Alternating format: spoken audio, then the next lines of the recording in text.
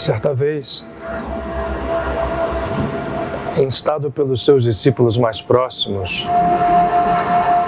a comentar aquilo que era trazido pela tradição de sua raça nos livros dos profetas,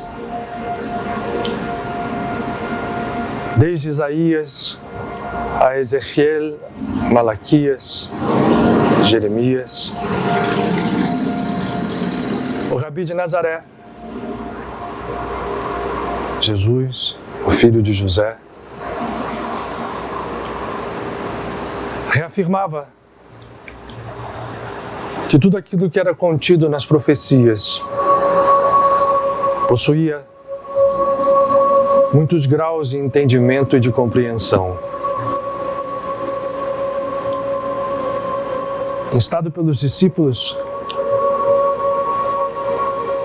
com seu discurso vivo, parabolizado, mas com o cerne da verdade, fala dos eventos que ocorreriam no que se chama o final dos tempos. Fazendo um retrato prévio, com mais de 2000 anos de antecedência do momento em que nós vivemos. A partir da palavra dos profetas, da palavra do próprio Rabi de Nazaré e do livro que se acrescentou ao que chamamos de Novo Testamento, o Apocalipse, do apóstolo João, muito se falou, muito se deduziu, muito se explicou sobre o que seria o final dos tempos. Várias datas foram marcadas, eventos aconteceram no primeiro milênio, quando as cruzadas se movimentavam para preparar a conquista da Jerusalém física para a chegada do reino de Deus, quando o Senhor viria dos céus com sua miríade de anjos e arcanjos. Passado o tempo previsto, a humanidade continua na sua marcha. Deslocam-se datas, entendam-se textos, trocam-se interpretações, remarcam-se os eventos para o segundo milênio. E o ano determinado chega, sem que o céu se abrisse para que descesse em sua grandeza o Senhor do mundo para salvar ou condenar. Isto faz com que em muitos o descrédito se dê e em outros se procurem outras datas, outros tempos, outros eventos. Mas nos diversos graus de interpretação que a palavra de todo o grande mestre, o avatar que vem a esse mundo nos deixa, podemos encontrar na palavra do Cristo que vive em Jesus de Nazaré, quando ele, ao dizer que se apagariam a luz do sol e da lua, e que todos atentassem para que quando soprasse, porque se sabia, quando soprasse o vento sul, todos sabiam que nuvens viriam. Mas em suas palavras, que traduzem códigos profundos, há uma frase límpida, que não demanda interpretações mais profundas, ainda que as tenha,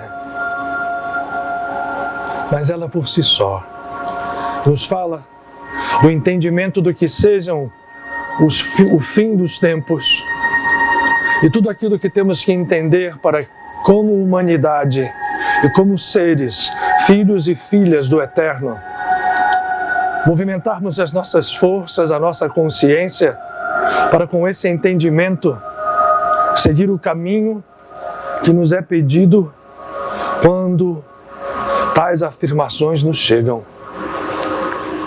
A frase é, e está no final da locução do Cristo, quando instado pelos seus discípulos a dizer o que ocorreria. E então, nesse tempo, o amor esfriará de quase todos.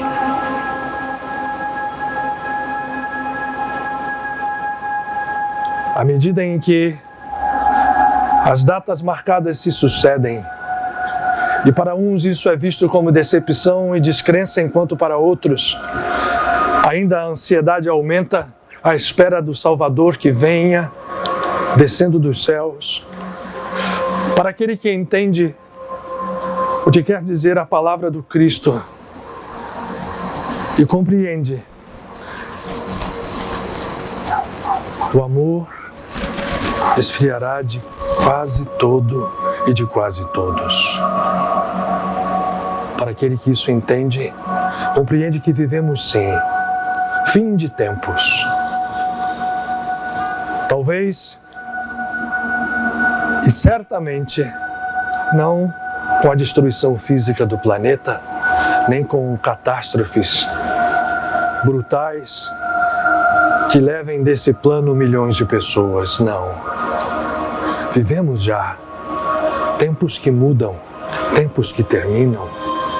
Vivemos já a convulsão de ideias, princípios, paradigmas que são rasgados a colocar o homem face a face com a sua própria obra, chamando-o a buscar as respostas e o entendimento sobre a vida na sua grandeza, no santuário mais profundo do seu próprio ser, aonde remanesce intacta a chama divina, a consciência de Deus em nós, que ali aguarda para ser desperta, afinal.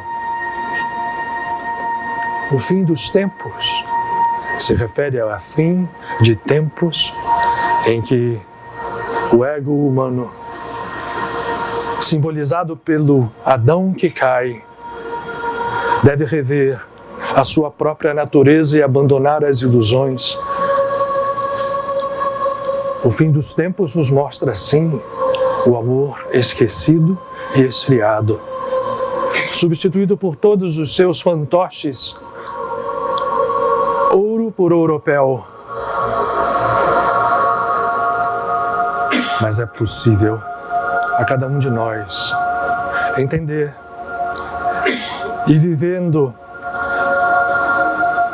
e revivendo essa chama. É possível a cada um de nós fazer deste fim um recomeço. E cada um dos filhos de Deus, cada um de nós, é um pequeno Deus e, portanto, ainda que o movimento se faça apenas dentro do santuário de nós mesmos, terá reflexos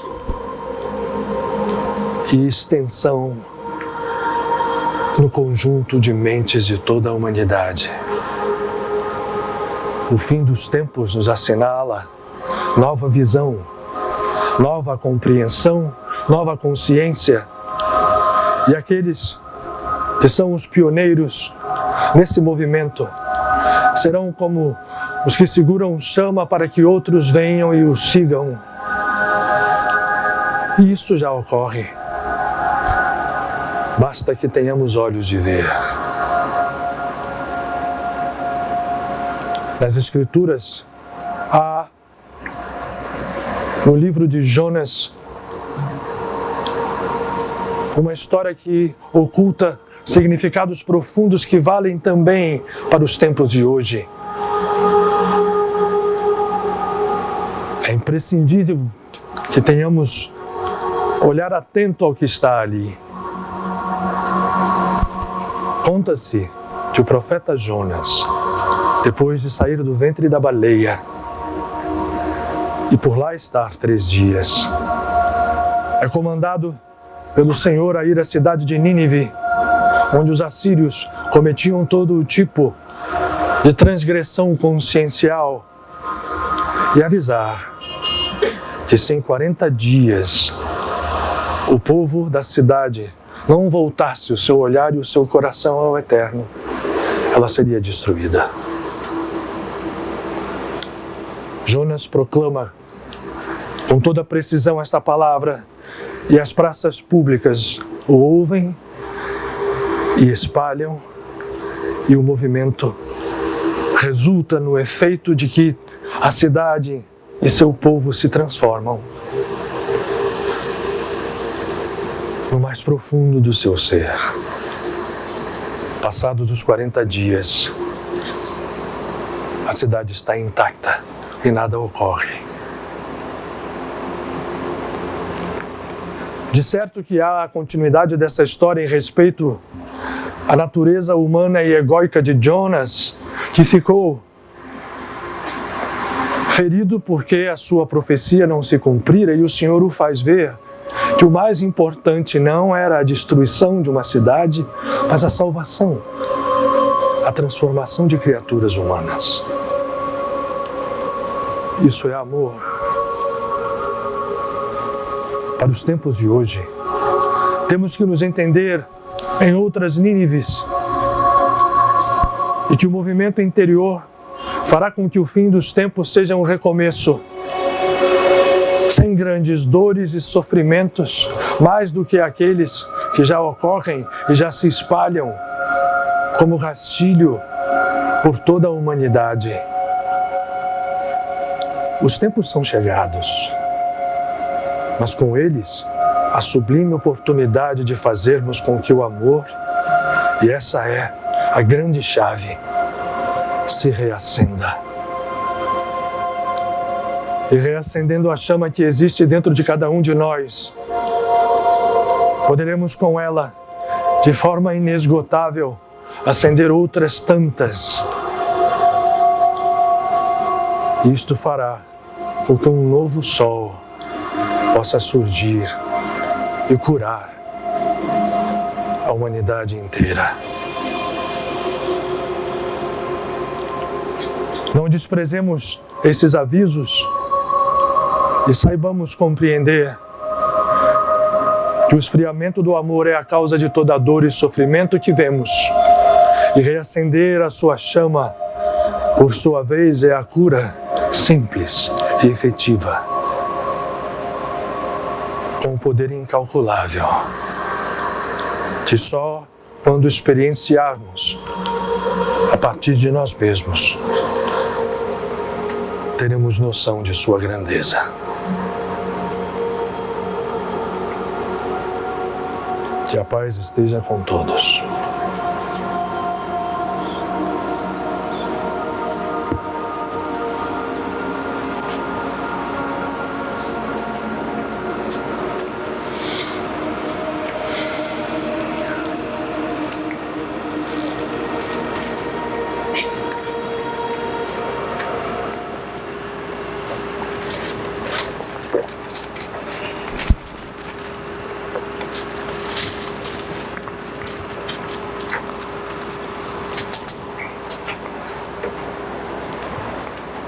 Boa noite a todos, sejam muito bem-vindos, especialmente aqueles que estão conosco pela primeira vez, especialmente para mais um dia de trabalho em conjunto, não? Olha a luz aí, para que nós possamos continuar o tema. Não sei se todos estão sabendo, eu vejo hoje novos rostos aqui. Nós tratamos na semana passada do tema de a medicina e a consciência, ou a consciência e a medicina. E como o tema trouxe muito interesse, a gente vai hoje continuar com um detalhe, abrindo as observações e as perguntas de vocês. Então, o que eu imagino, depois dos avisos, é que aqueles que estiveram aqui conosco na semana passada, talvez tenham coisas a dizer. Então vamos começar com isso. Eu só vou fazer uma pequena introdução, inclusive com uma coincidência aparente, não existem coincidências, mas vamos lá, temos avisos, Valéria? Eu não. Ô Bia, vem cá para você fazer rapidamente depois o seu aviso, tá? Olá, boa noite a todo mundo, bem-vindos. É mais um lembrete, lembrando para todo mundo que amanhã já entramos em recesso de finados, mas com certeza estaremos de volta aqui na próxima segunda-feira, dia 4 de novembro já. 4 de novembro. E lá se vai o ano. Chegamos ao final do ano, né? Chegando ao final do ano, é isso aí, tá? Retiro? Perto do retiro, cada vez mais perto do retiro. Vamos lá, Bia. Oi, gente. Eu sou frequentadora da casa e trabalhei também muitos anos aqui, mas eu não moro mais no Rio de Janeiro. Eu estou aqui agora para promover um curso que eu já dei há uns, 15 anos aqui na casa. Foi o começo de um caminho sendo coach. E essa instituição que eu comecei, que é uma instituição americana, mas que tem representante aqui no Brasil. Hoje eu faço parte como coach, né, como representante, né, como associada deles. Então, agora, eu só queria dizer que eu vou fazer no dia... começa no dia 11 de dezembro, é durante 4 semanas, 2 vezes por semana, um workshop que se chama Uma Jornada de Cura.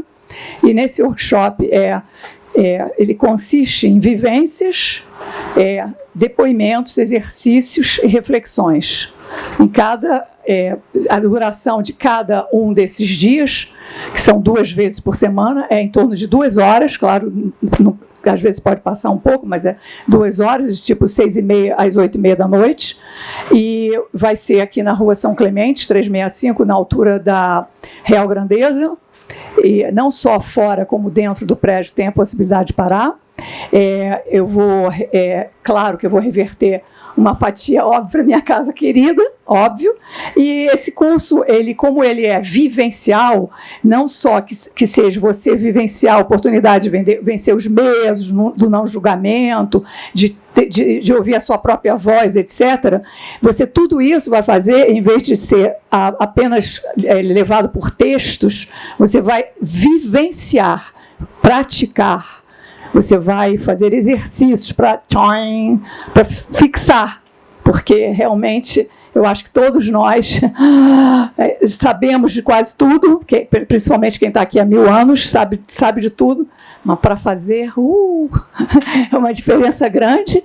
Então, eu acho esse curso assim, milagroso, porque realmente ele age como assim, uma gota que vai entrando por ser de vivências, por ser de depoimentos, que você não é um debate, não é um bate-papo, não é uma discussão, não é um grupo social, é uma coisa muito especial. Se vocês quiserem mais alguma informação, eu vou deixar, a Valéria tem, mas de qualquer maneira a Valéria e o Maico, eu vou postar na casa, né, no site da casa e também no Instagram, ok? Muito obrigada. Obrigado, Bia. Tchau, tchau.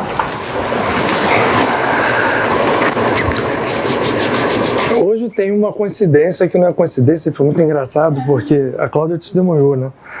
E hoje na sala ali, quando a gente acaba, eu tenho algum tempinho para a gente dar uma paradinha antes de vir para cá. E hoje, dentro do cristianismo católico, se comemora a data de uma entidade muito importante, São Judas Tadeu, né? Eu já vi alguns sorrisos ali, ó. Tem muito devoto dele aqui. Tem. E aí eu queria só aproveitar esse início para a gente lembrar disso e a gente... E o que acontece quando a gente, aqui olhando pelo nosso ângulo da casa, que é um ângulo bem aberto, né? A gente procura fazer daqui um ponto de convergência das várias visões espirituais e mostrando, especificamente quando a gente fala de santos no início do cristianismo, a gente está falando de judeus, né? Isso é uma coisa muito interessante para que a gente faça certas reflexões. Vocês sabem por que Tadeu, de onde surge esse nome, Tadeu? Tem gente aqui que já sabe, né? Tadeu, né? Judas Tadeu. Por que o cognome de Judas é Tadeu? Já mostra porque... É interessante essa história. Judas vem do nome Yehudá. né? Um dos 12 filhos de Jacó, uma das 12 tribos de Israel. E os discípulos de Jesus todos tinham nomes relativos, quase todos eles tinham a tribos, aos chefes de tribo. E Jesus tinha 2 discípulos, Jehudá, né? E os 2 Judas, que é a tradução para o português, os chamados Iscariotes, e o Tadeu, sendo que um, infelizmente, ainda hoje é visto como alguém condenado, quando a gente sabe que a história é bem outra. Né? Espiritualmente, hoje, o espírito de Judas Iscariotes, ele só perdoa as pessoas que lá na Semana Santa fazem aquela história de malhar e tudo mais. Ele está muito, mas muito, muito desprendido disso já há muito tempo. Mas o Tadeu, que é santo desde sempre, esse nome vem do hebraico tzadik, exatamente porque no início se havia de diferenciar um do outro. Iscariotes vem da cidade em que ele tem origem, que era Keriot, na beira lá do lago da Galileia. E aquele Yehudá que era o santo, era Yehudá o santo, né? Yehudá Hatzadik. O Hatzadik foi virando no português Tadeu, né? A palavra Tadeu, portanto, surge disso. Ele era um dos discípulos, a tradição fala que ele se dizia irmão de Tiago e irmão do Senhor. Como existe dentro do catolicismo uma ideia de que Maria permaneceu virgem e não teve filhos, apesar de toda a visão dos evangelhos nos falar o tempo inteiro de irmãos, mas irmão era primo era a mesma coisa, né? Mas o fato é que a referência do evangelho no grego original, ou nos primeiros que ainda se encontra em aramaico, né, falam de irmãos. E ele se diz irmão do Senhor. E ele era alguém muito aferrado à tradição espiritual da sua raça. Foi realmente um grande tzadik, um grande santo e é. Tanto que dentro da tradição cristã, ele chega como um dos santos que é cognominado daquele das causas impossíveis, né? São Judas Tadeu é aquele que as pessoas vão pedir lá no último momento, que ele abre um canal. E o que acontece quando um espírito dessa ordem ganha o grau de consciência, como Judas Tadeu e tantos outros, em tantas religiões ganham? Quando uma entidade atinge um determinado grau de consciência e o coliga diretamente à consciência infinita, ele abre um espaço como se houvesse uma espécie de um vácuo, que é possível, quando alguém entra dentro desse espaço, ser atraído. E aí são movimentos muito sublimes. Eu vou fazer um parênteses aqui. O que eu vou dizer para vocês, ninguém é obrigado a aceitar como verdade, tá? Isso é uma regra fundamental dessa casa. A gente fala coisas que a gente acredita, que a gente não... E por acreditar não é por um sentido de... desde experiências, de ouvir as entidades, de reflexões próprias. Então, a percepção...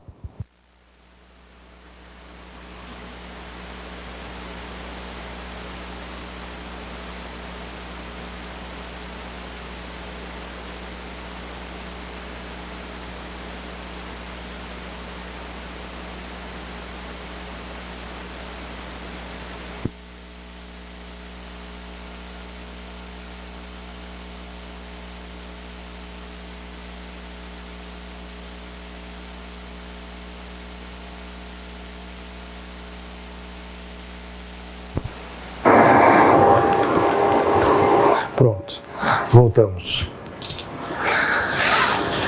Quando uma entidade atinge esse grau de consciência, seja em que religião for, ligado à fonte divina, ela supera muitos estágios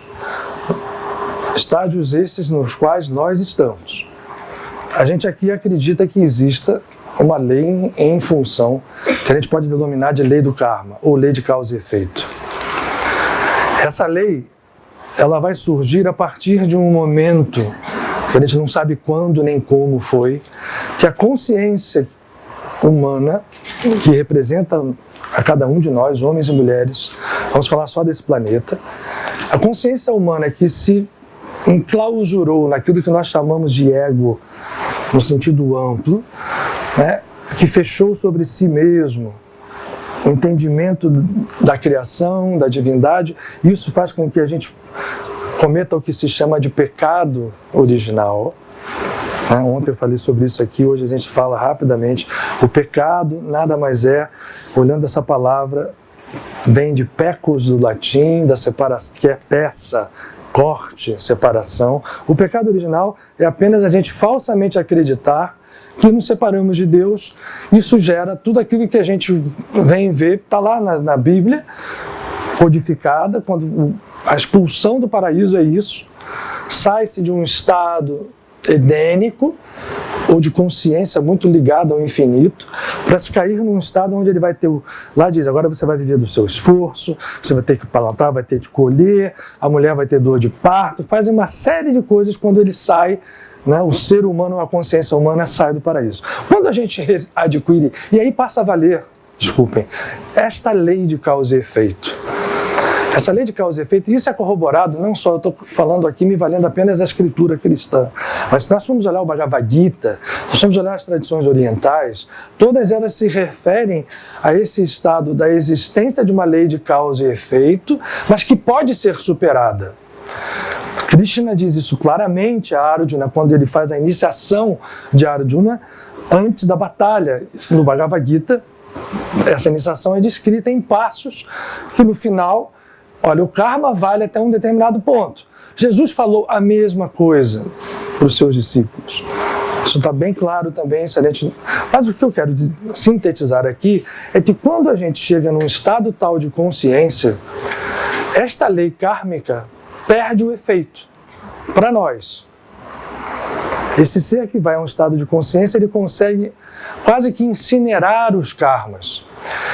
Eu faço a observação que para aqueles que têm uma visão dentro do espiritismo ortodoxo, esse tipo de afirmação não é muito fácil de aceitar, porque a gente está acostumado, a gente que acredita em tempo e espaço, não einsteiniano, em tempo e espaço newtoniano, em que o tempo é uma grandeza imutável e que corre como um rio, fica difícil a gente acreditar que coisas possam ocorrer em espaços de tempo menores, porque para nós demanda tempo transformação, demanda tempo queimar karma, demanda tempos, inclusive tempos reencarnatórios. Eu entendo isso porque eu sou criado dentro desta visão.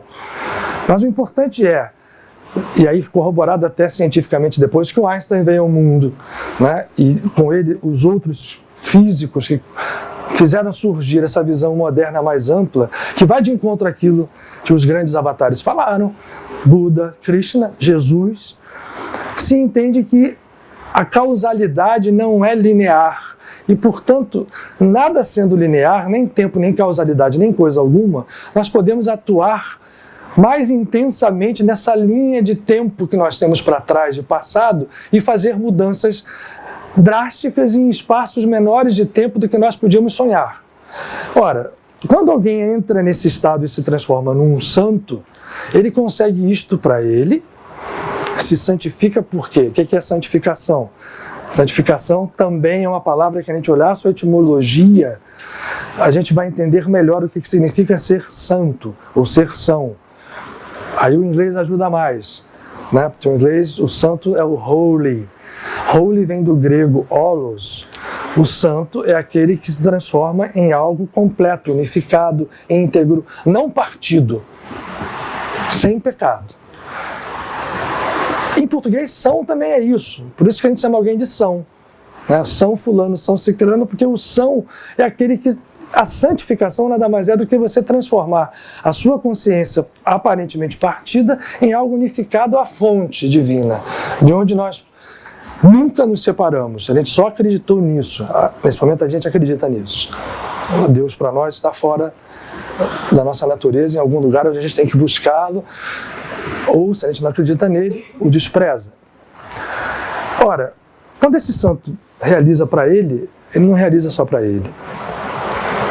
É como se ele criasse um canal que pudesse, aos seus devotos, ou aquelas pessoas que chegassem a buscar nele a ajuda, e nunca é só nele, ele é apenas um canal, ele consegue, como se abrindo um vácuo, atrair forças que são capazes de queimar karmas de terceiros.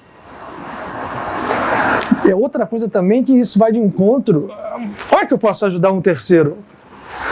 Se ele é que fez tudo, como é que eu vou Gente, senão é o seguinte, vou fazer só um desenho hoje ao contrário daquele que eu fiz ontem, que é se a fonte originária é Deus e ela é única, e aqui embaixo está todo o infinito de criaturas que vivem. Quando alguém entende que nós todos somos originários dali e que tudo é um, por que alguém não pode fazer alguma coisa pelo outro? Desde que as condições apropriadas aconteçam. Quais são? Um santo qualquer, vamos falar do santo de hoje. O Judas Tadeu não vai escolher você se você ficar andando pela rua, esqueceu o dia dele, né? Nem conhece, não vai ser ele. Mas se alguém é devoto e vai e se dirige àquele canal, e eu estou falando de São Judas, posso falar de Santa Rita, posso falar de Baal Shem Tov, de Buda, de quem for. O canal está pronto ali desde que a gente cria a conexão. Quando alguém chega e faz a conexão, da forma que ela consiga, tem gente que vai, pede, o canal se abre e aquilo acontece, curas acontecem, coisas acontecem. Isso é relativização de karma. Por quê? Porque se a gente entende que a unidade é uma coisa real, vinda de um Criador uno e único, e que isso se espelha em nós, quando eu consigo entrar dentro desse processo e ascender aqui, e aceder também aí, a coisa funciona. Então, é muito legal num dia específico, e aí o que diz, no dia da partida, esse canal fica mais forte. E é por isso que as pessoas, até de uma forma quase que sem saber porquê, vão ali, né, nos santuários das diversas religiões para olhar os grandes santos, os tzadikim, os santos, ou seja qual for a religião. É um fato. Então hoje é um dia especial, porque alguém muito especial, que é um santo de grande envergadura, de grande consciência, capaz de ser reverenciado por todos os fatos que houve durante depois da sua partida, se transforma num santo reverenciado, enfim, no mundo inteiro, como é a Santa Rita. Estou falando só dentro do cristianismo, mas só para exemplificar para vocês, então, que hoje é um dia especial. Mas aí, eu abri lá dentro, né, voltando lá para o início, a Bíblia aqui, eu sempre abro a esmo, né, entre várias aspas, né, não existe esmo. Aí abre na epístola de São Judas, que fica no final do livro, não é fácil abrir ela olhando e querendo, não. Eu acho um belíssimo sinal. É uma epístola pouco conhecida e é uma epístola extremamente recheada de fatos de alguém que conhecia perfeitamente a Torá.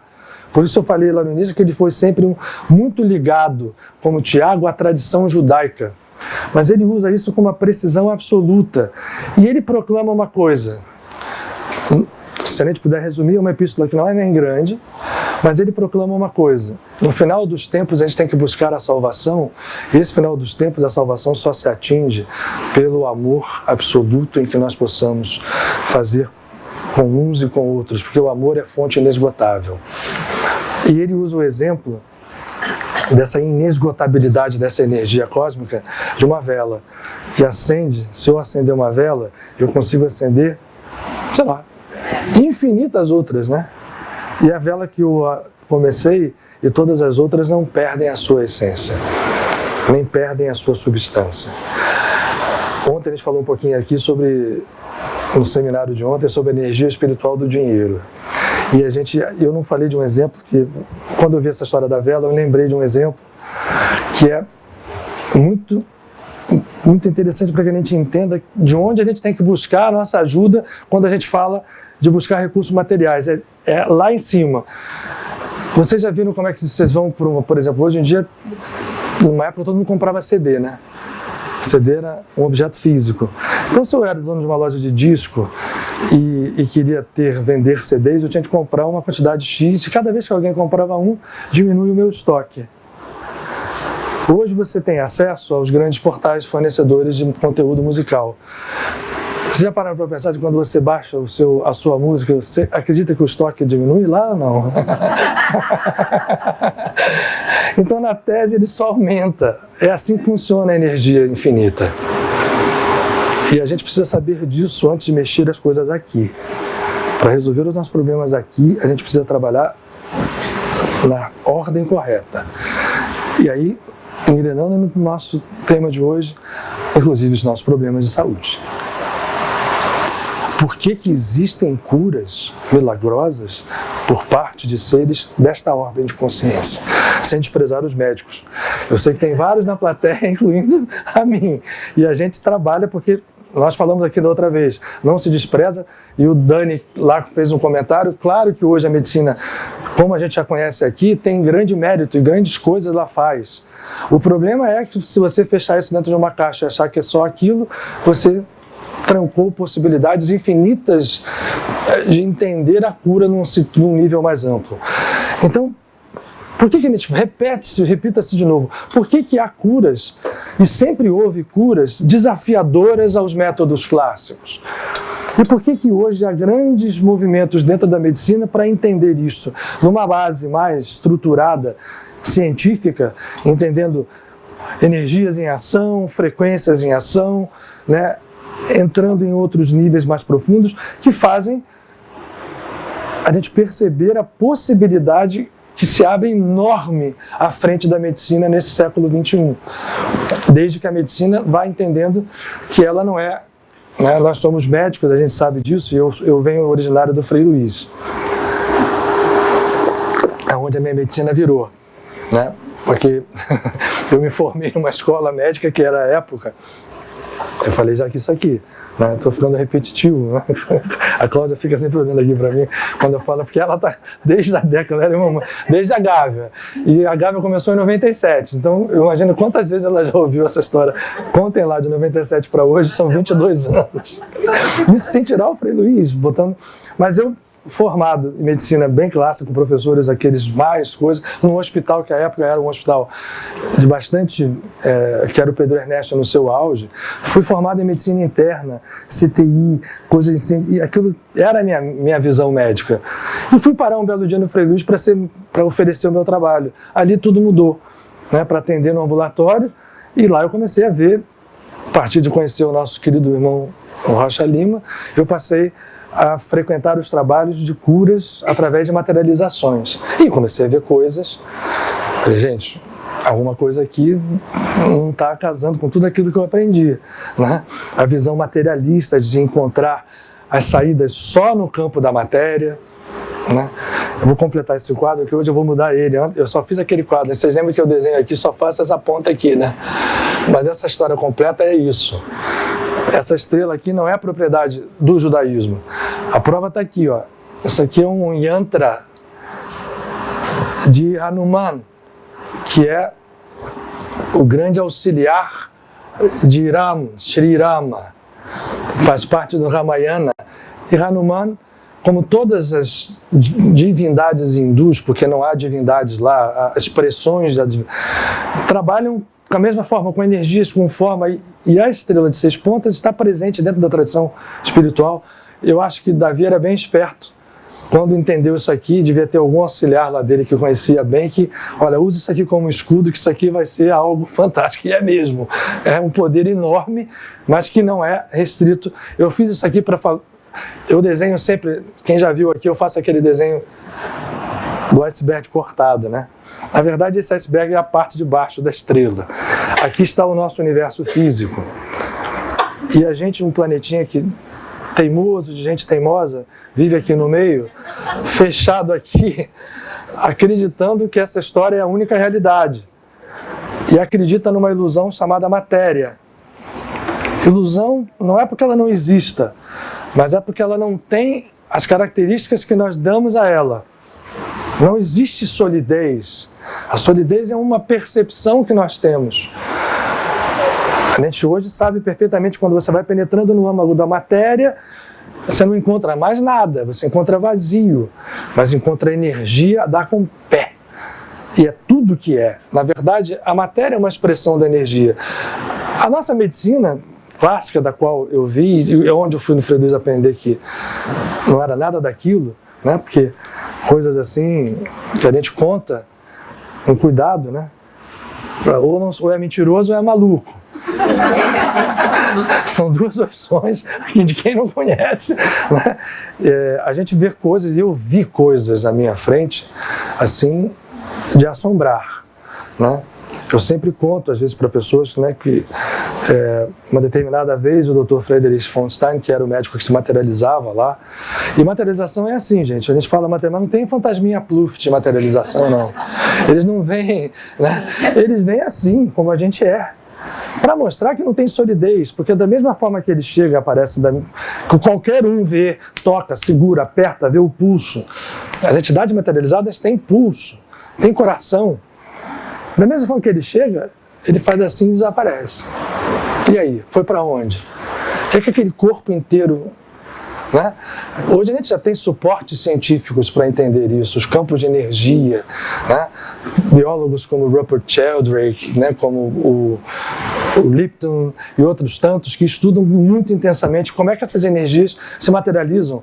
Aí a palavra materialização vai perdendo força, porque aí vem que a matéria, né, eles só como que eles se corporificam. Um belo dia, chega lá o Dr. Frederic, materializado, um paciente deitado no leito, né, e ele chega para mim, estende a mão e fala assim, dá uma olhadinha. Aí eu olho estupefato e vejo o corpo dele se transformar num rio de energia. Todos os meridianos e chakras visíveis ao meu olho físico. E ele mostrando, tá vendo como é que corre a energia, circula. Essa energia ela é prévia ao corpo físico. É um corpo de energia que está vendo. E era uma cor, eu me lembro, uma cor linda, era uma alaranjada, né, suave, aquilo corria. Só que aqui no hipocôndrio direito, ele aponta para mim, você veja ali no hipocôndrio direito. Aquilo faz um rodemoinho. Você está vendo aquilo ali? Isso é uma prévia de uma doença que vai se manifestar provavelmente no sistema porta hepático. O Frederico usava uns termos, né, materializados assim que eram... E aí, eu meio aqui, daqui a pouco ele fez assim, apagou. Aí ele ainda brincou, porque ele era muito brincalhão, você acha que eu vou ficar te mostrando isso a vida inteira? Vai pensar. E assim eu fiz, né? Todos. Nem no começo eu estou. Esse é um aprendizado infinito e a nossa medicina hoje precisa entender isso. Hoje existem médicos que vieram certamente ser médicos com essa missão, para entender como essa história vai se direcionando para uma unificação. E é claro que a gente não pode abrir mão disso. Eu volto a insistir, porque não abrir mão disso significa a gente desprezar. O pessoal aí de baixo, né, animando. A gente brinca assim que assim, a gente tem aqui um ambiente muito protegido. E esse trabalho funciona. Por isso eu digo que isso aqui não é uma palestra, isso é um trabalho. A gente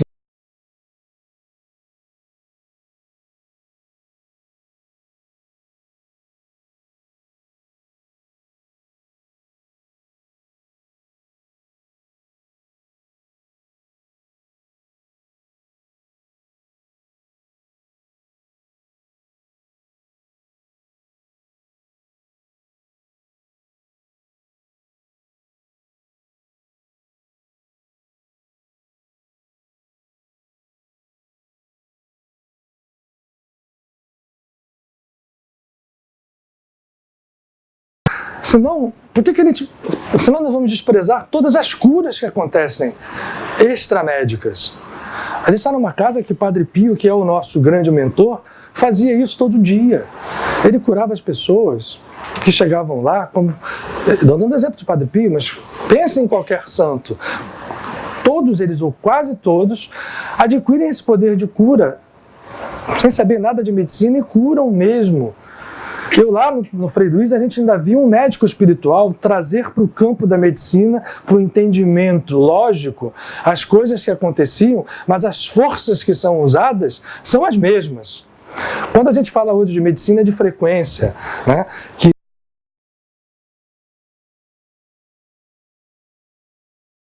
que medem frequências que são desarmonizadas e que harmonizam essas frequências, usando há vários médicos trabalhando dentro desse campo, de alguns, aliás, digo muitos, com muita seriedade.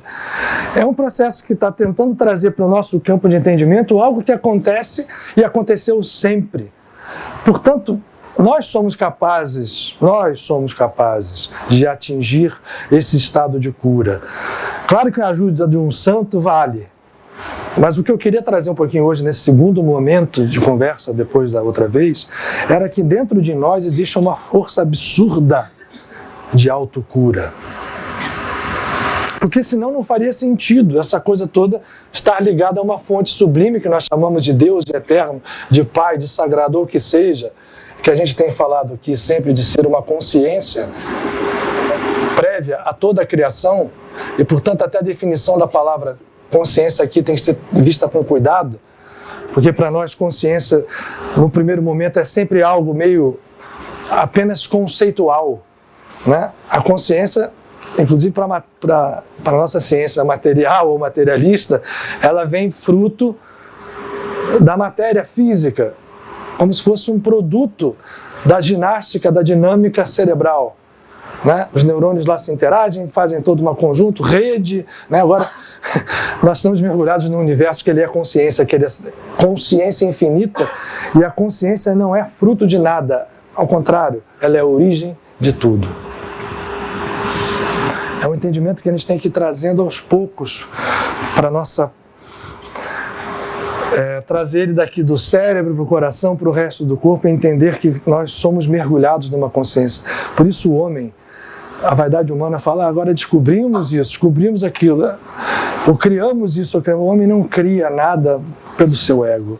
O homem apenas vai atingindo estados de entendimento. Por exemplo, os computadores. Né?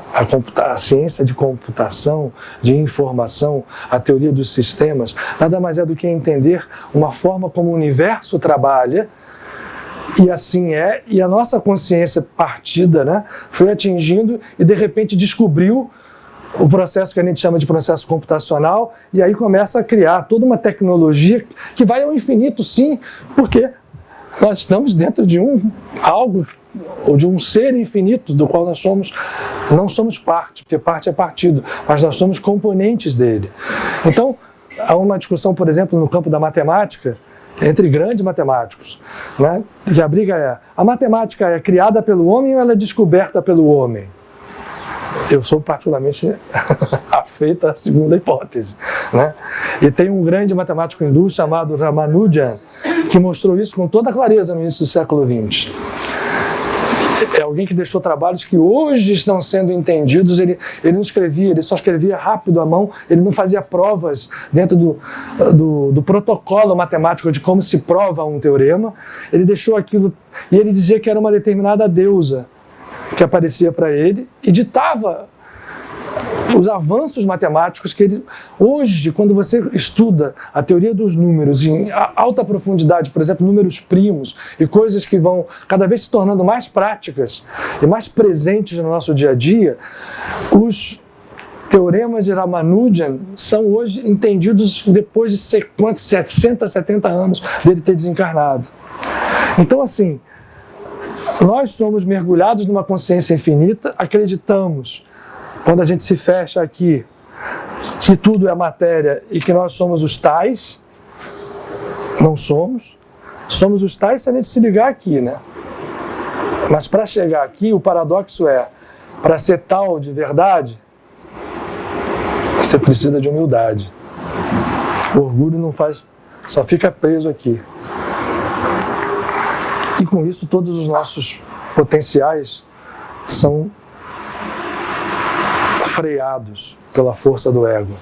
Quando alguém se liberta dessa força, se liberta através de meditação, de entrada dentro do seu interior, seja qual for a escola, pela oração, pela fé, porque fé não tem, ela tem, mas muito pouco a ver com a definição que a gente dá de crença. Você ter fé não é acreditar, não é ter crença em algo.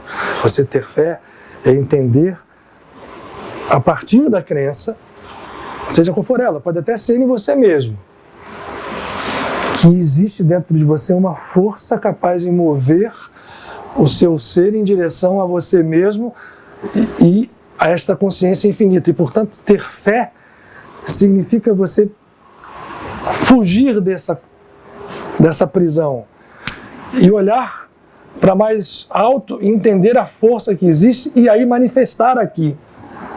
Por isso é que Jesus fala, aquele que tem fé ou certeza que a palavra aramaica e hebraica não é fé, é certeza, é emuná. É a palavra que é usada no evangelho original. Aquele que tem certeza, e olha que não é fácil, né? Porque como é que eu vou ter certeza de algo que não... Mas a pessoa que faz isso, ela movimenta uma tal força, e esta força realiza a partir da fonte real, torna real aqui. Por isso ele diz que quem tem fé, e ele é forte na sua figura, pega essa montanha e joga essa montanha dali para lá, apenas pela sua palavra. Que ele fez valer várias vezes em momentos de cura. Jesus várias vezes não ia no lugar. Tem várias descrições no Evangelho, né? O servo do centurião, a filha do arquissinagogo de Jair, que estava dada como morta, e chega-se a ele e ele fala, não, ela vive, ela está viva, sua filha está viva. E ninguém acredita naquilo. Quando chega lá, ele só pede a menina para levantar. O centurião, ele diz, olha, ele era romano, então eu não sou digno que você entre na minha casa, mas basta uma palavra sua. E Jesus falou assim, olha, fé igual a essa, certeza igual a essa, eu não vi aqui entre os meus companheiros de raça. Pode ir para casa que seu filho está curado. E acabou. Agora, a nossa pergunta é, a gente faz isso? Não, ainda não. Não precisa nem me responder. Porque eu sei que a gente ainda não faz, mas a gente tem que começar a ir por esse caminho. Alguns de nós certamente já estamos com alguns passos mais avançados, mas é preciso que a gente tenha isso na nossa realidade e trabalhe isto no nosso dia a dia. Os métodos existem. Agora, gente, aberto para vocês falarem. Porque a gente só repetiu ontem. Pois não?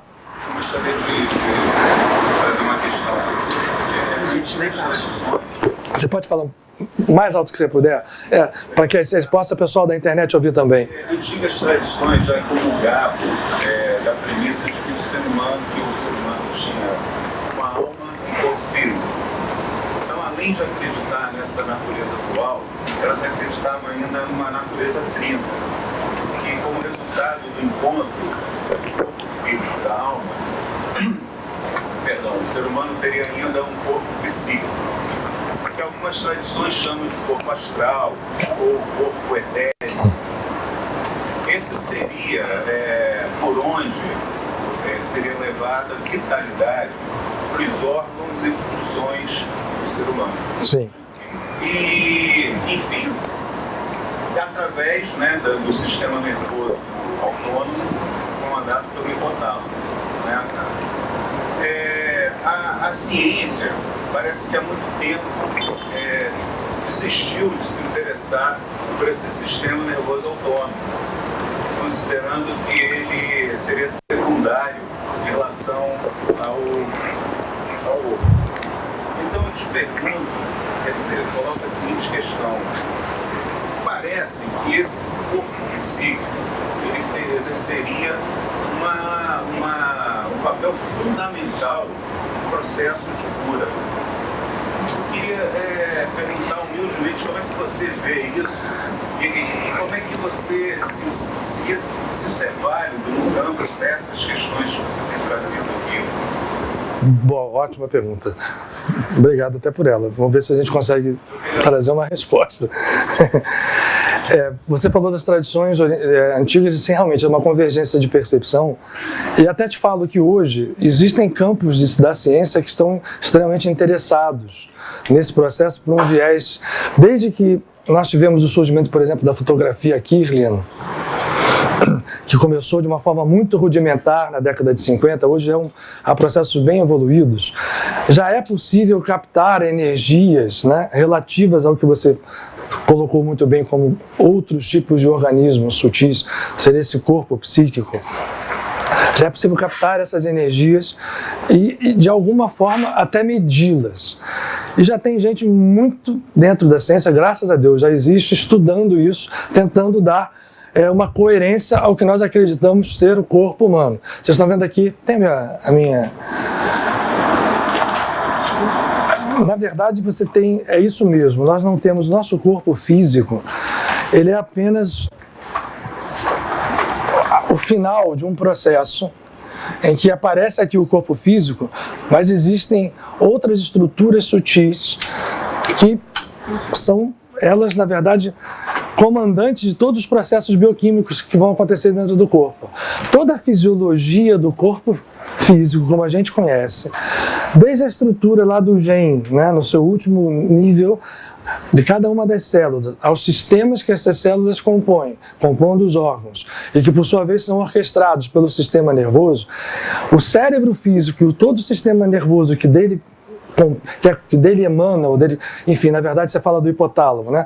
O sistema nervoso autônomo surge ali daqueles núcleos da base ou do hipotálamo, das coisas mais de onde surge depois os nervos, né, autônomos e da medula espinhal. Esse processo todo está integrado no cérebro, que por sua vez está integrado aos corpos sutis, o que você chama de corpo psíquico. Então, sem dúvida, todo o processo patológico que aparece no corpo físico, ele tem a sua raiz primordial dentro do que você chama de corpo psíquico. Há várias denominações, né? Mas para a gente simplificar, esse corpo psíquico, ele é o corpo astral e o corpo etérico. O corpo etérico é uma dupla face.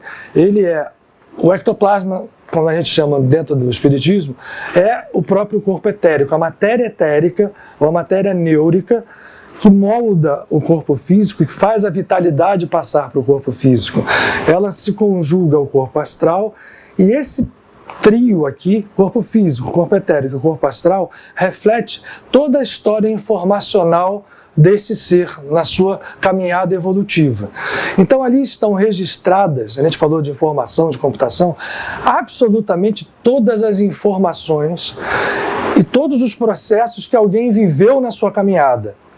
Sei lá de quando, ninguém sabe quando isso começa. Mas vamos imaginar que nós tenhamos milhares, desde a consciência, né? Se a gente acredita que ela surge ou cai até a consciência primordial, para a gente simplificar, lá no mineral, né? E vem vindo pelo reino vegetal e depois pelo reino animal, chegando no reino onde a consciência se manifesta como humana, são informações que são guardadas e vivem em perfeito estado de processamento permanente. Não é apenas um banco de dados morto, é um banco de dados altamente dinâmico. Aí você vê a complexidade disso. Hoje a gente está na era dos computadores quânticos. Imagine que os computadores universais são hiperquânticos em muito maior intensidade de armazenamento de dados, capacidade e velocidade. Cada um de nós é um específico ser que capta isto tudo, trabalha isto tudo. Essas informações são guardadas e começam a se refletir. Lembra que eu te falei da lei kármica? Nós estamos sob essa lei. Então existe uma lei de causa e efeito e essas estruturas sutis se apresentam no corpo físico a cada visita que nós fazemos nesse plano. Só que quando a gente desencarna, a gente volta para lá e mantém o corpo psíquico.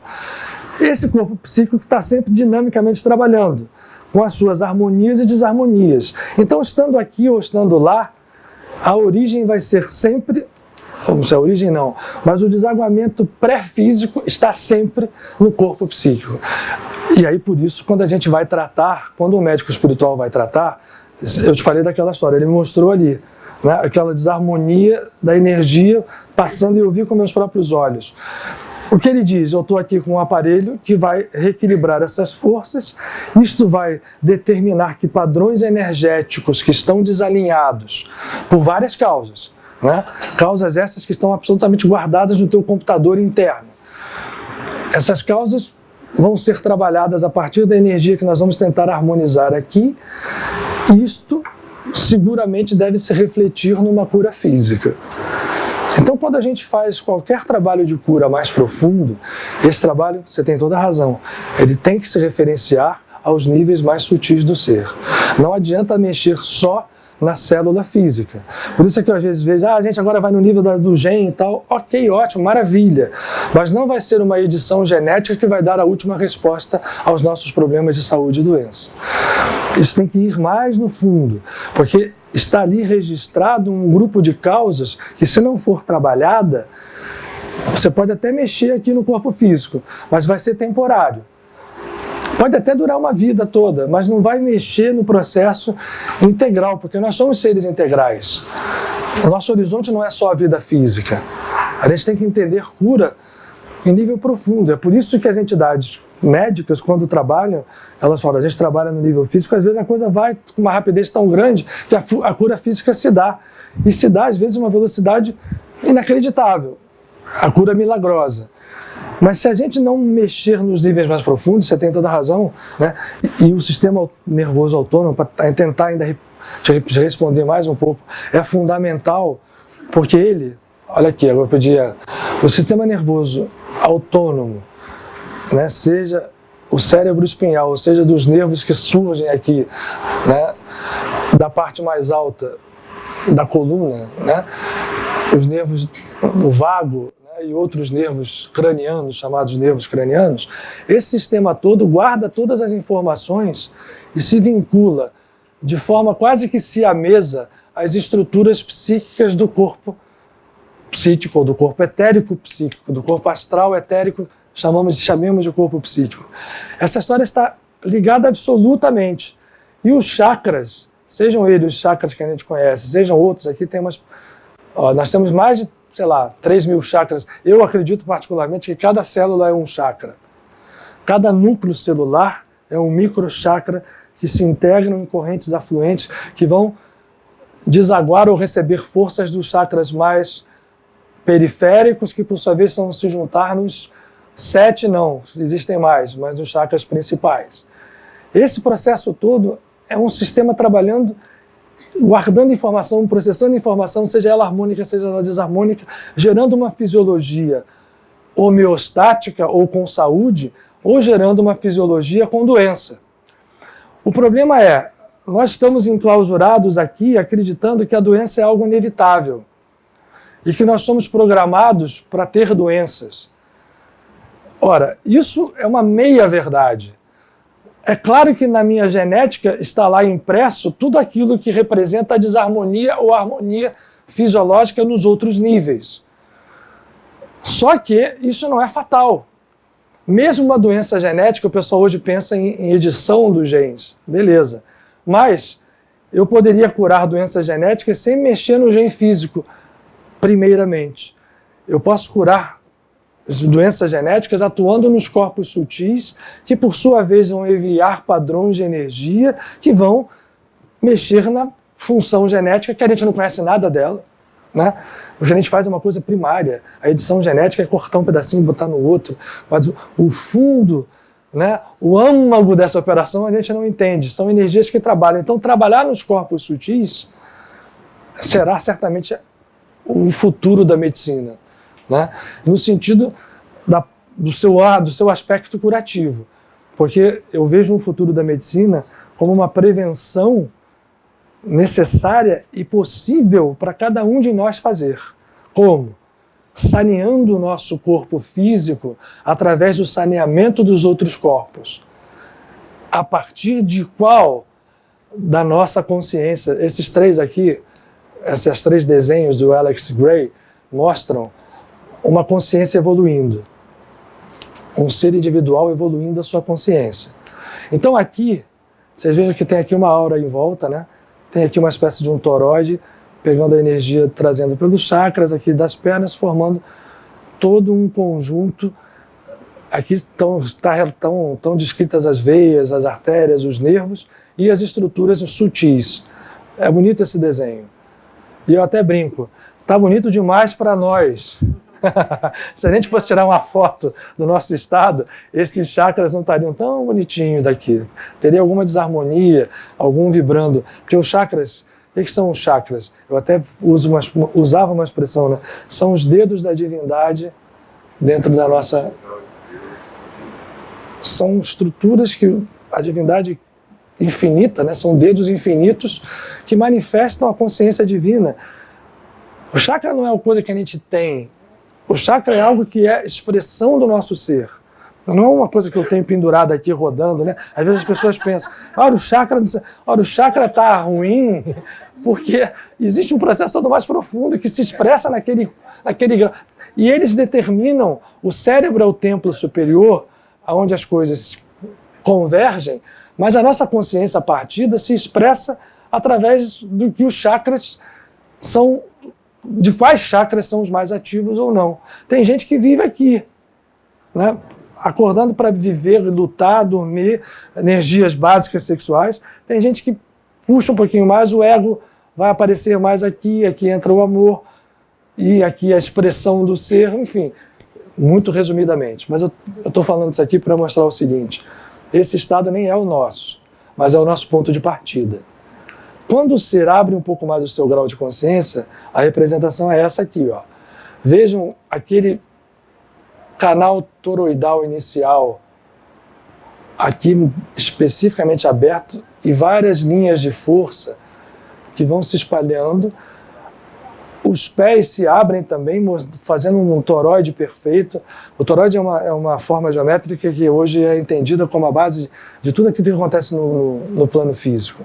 Os toroides são como células iniciais de tudo aquilo que é criado no universo físico. Então aqui ele se expressa e o ser já fica, ainda tem os chakras, estão vendo?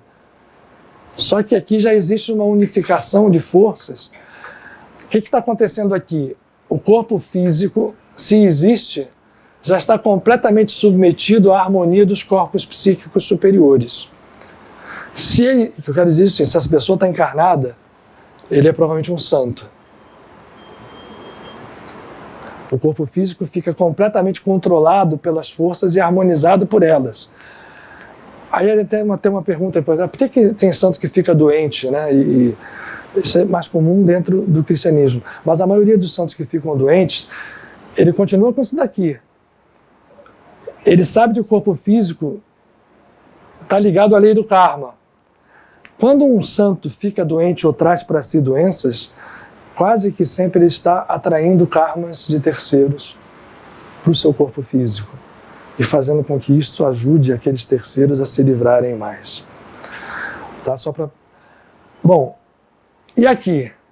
Aqui a individualidade, olha que vejam bem que esse desenho aqui, ó, ele é composto de várias linhas de toroides, ó, se abrindo, se juntando, se unindo. É uma bela representação da ascensão da consciência para a fonte. Quando o ser chega nesse estado, não é que ele perca a individualidade, mas ele está de tal forma harmônico que ele se expressa simultaneamente em diversas dimensões. Ele é capaz de se bilocar, ele é capaz de, se ele vem para a terceira dimensão, ele é capaz de aparecer em vários lugares ao mesmo tempo, na nossa terceira dimensão. Ele está vivendo em outros planos de consciência, muito mais ligado à fonte até do que esse. E eu diria o seguinte, isso aqui são 3 representações ainda imperfeitas dos estados conscienciais que a gente pode atingir, que são potências possíveis guardadas dentro de nós.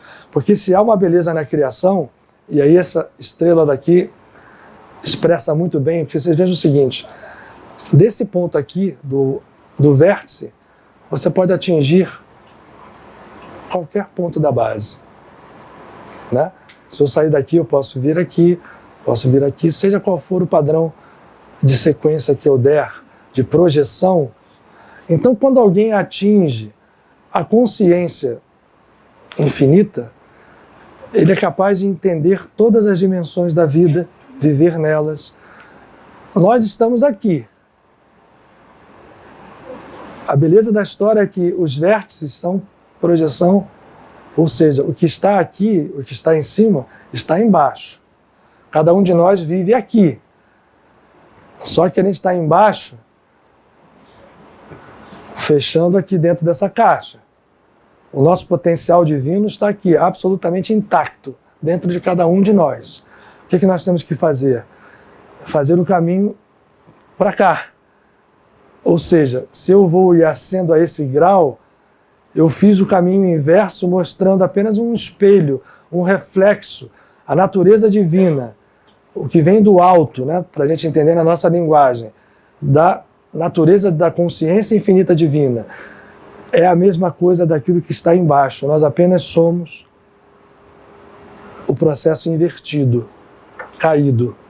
Mas no momento em que ele se fecha nessa estrela, a harmonia se dá e isto aqui e isto se fazem e se tornam uma e só coisa. Essa é a grande cura universal que está aqui.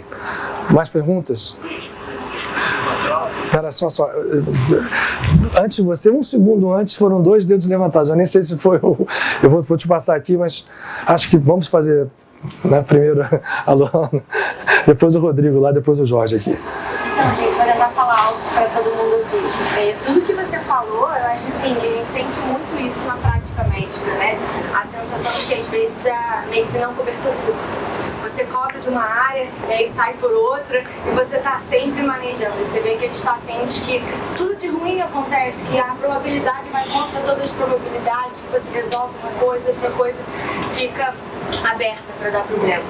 E diante de tudo que você falou, a ideia de o exercício, digamos, para alcançar essa consciência infinita seria a meditação, seria alcançar através da humildade e no caminho da... É um trabalho interno do qual a meditação é componente absoluto.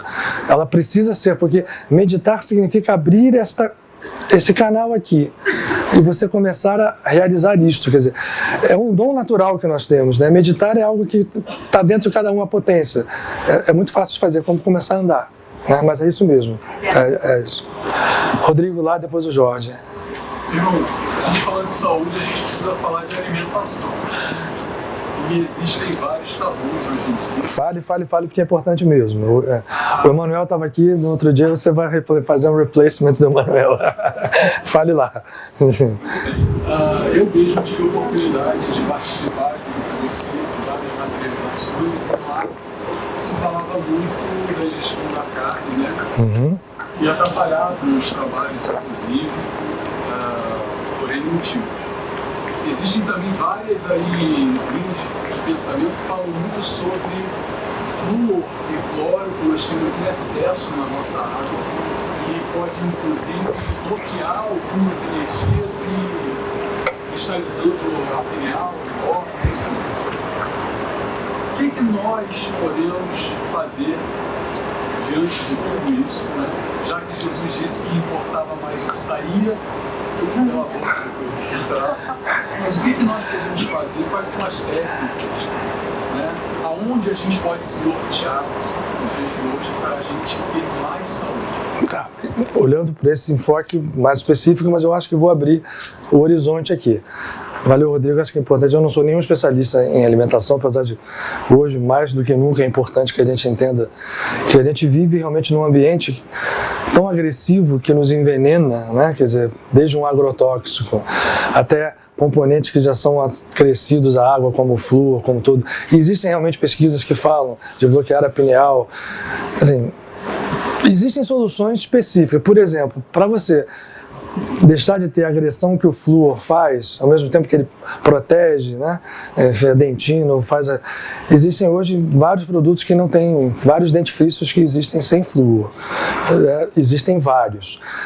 O cloro, a mesma coisa. Mas o fato é assim, eu vejo que o grande sentido da vida está no entendimento de que tudo, não existe nada ruim ou nada bom em tese.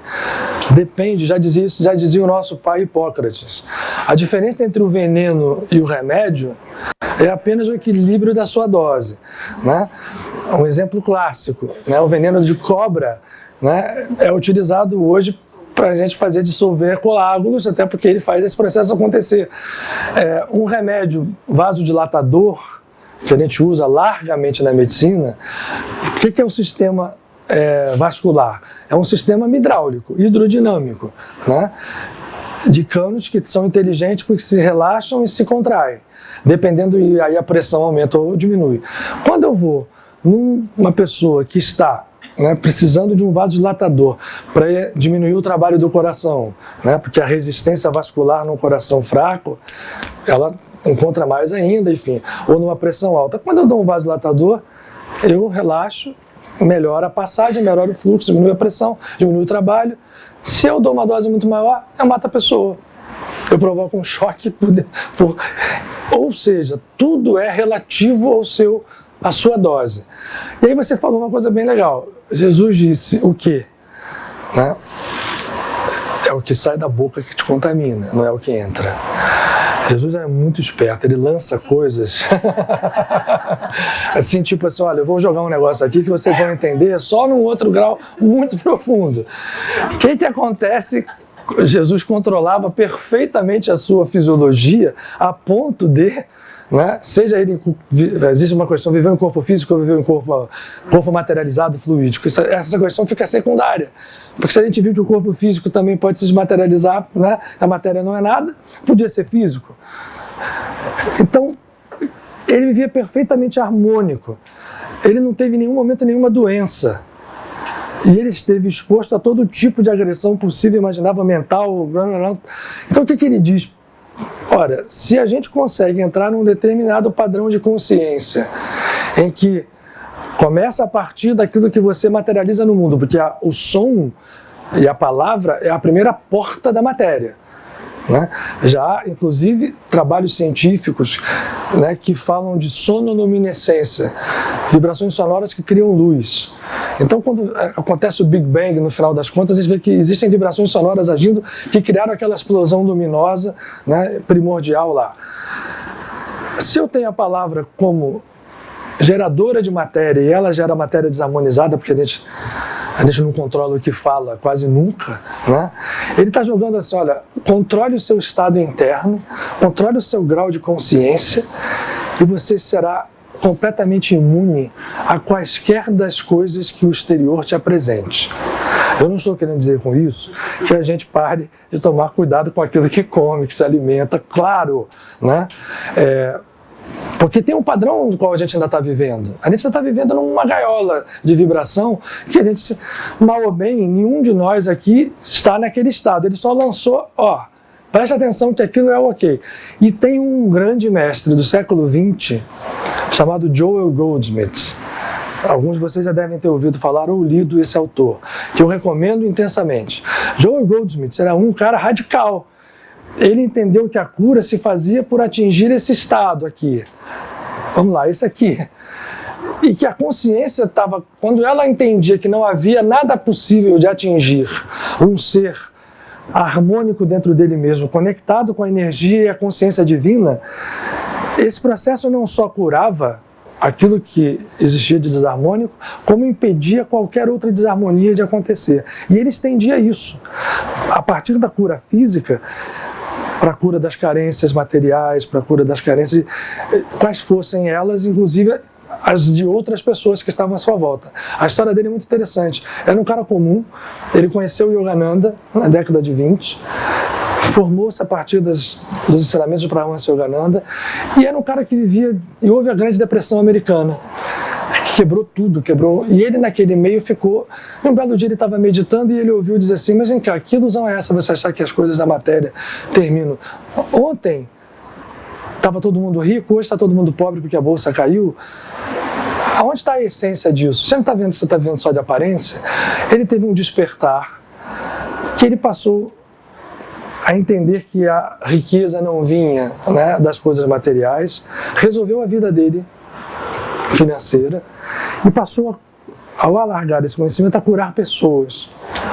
E ele não curava fazendo nenhum movimento externo. Ele curava apenas fazendo o quê?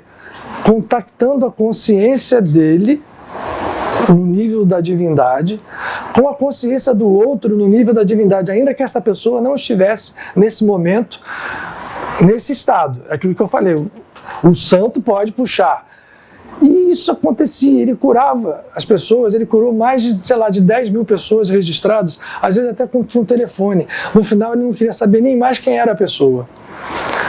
E aí ele estendeu o seu trabalho, tem um trabalho, ele já desencarnou há algum tempo, na década de 60, chamado Caminho Infinito, que fala dessa visão. O Rocha Lima era um fã do Joel Goldsmith. O primeiro livro dele, chamado A Arte de Curar pelo Espírito, eu ganhei o original dele da mão com uma dedicatória do Rocha Lima.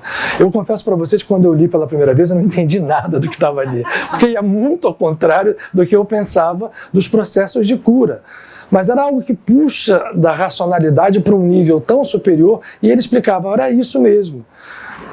As coisas acontecem a partir de dimensões que a gente não controla, essa consciência vai a ela, a gente não controla agora, mas se a nossa consciência vai a ela, o processo, e aí não tem mal que nos atinja.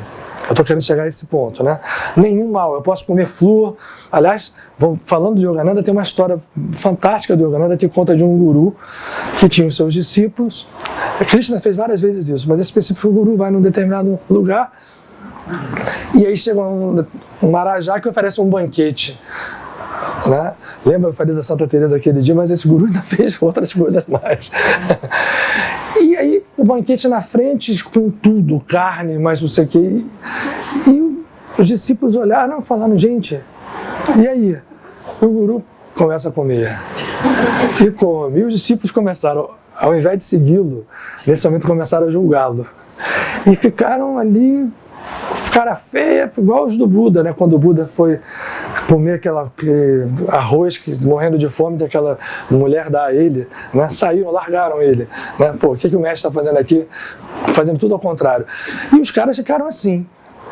E aí foram junto com ele para o Ashram depois, todo mundo muito reticente, ele sabendo o que estava acontecendo. E vem cá, vocês estão assim por quê? Podem falar, mas mestre, a gente não entendeu você.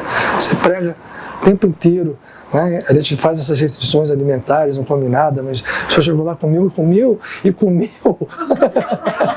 Não foi só comer, ele comeu absurdamente.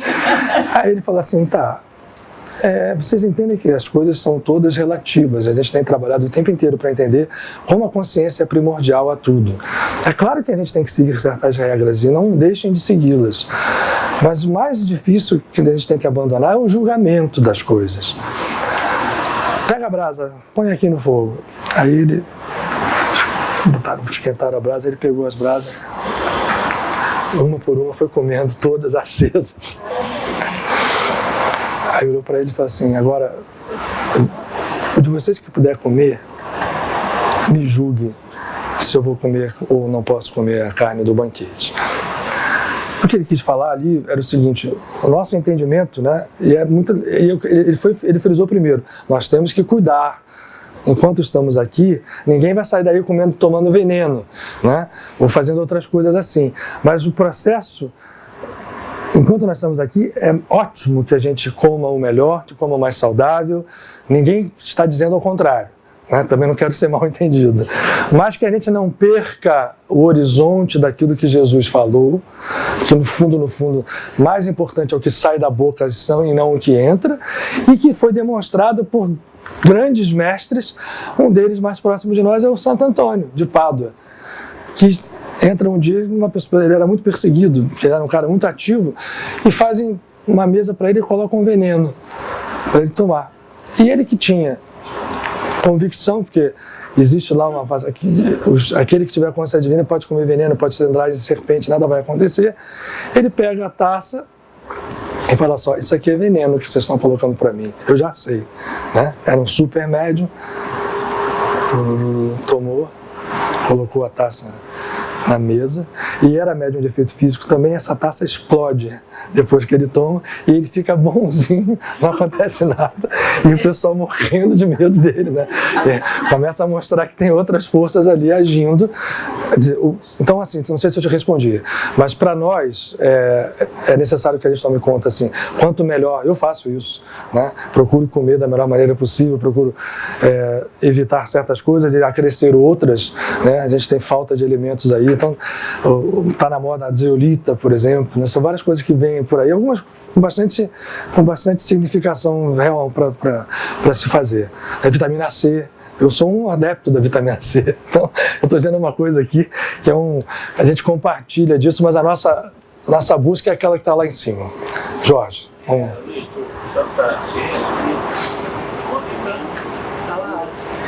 Tem que falar alto, né? Movimento, cura, Você vai ter que tentar falar alto mesmo.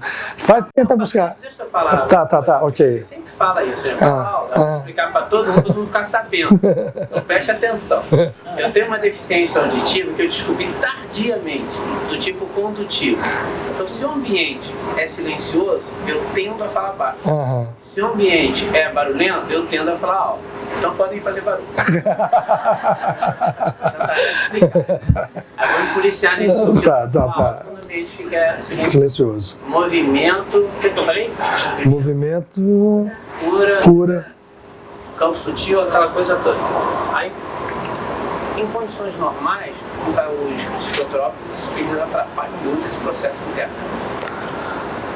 Olha, não, peraí, essa é a primeira etapa. Tá, em condições normais, o que você quer dizer isso? Uma pessoa normal tomar um psicotrópico ou não? Ela está buscando esse estado de consciência e ela, inevitavelmente, ela tem, aí eu chamo de regra, que falou de regras, ela tem que, inevitavelmente, tomar um psicotrópico.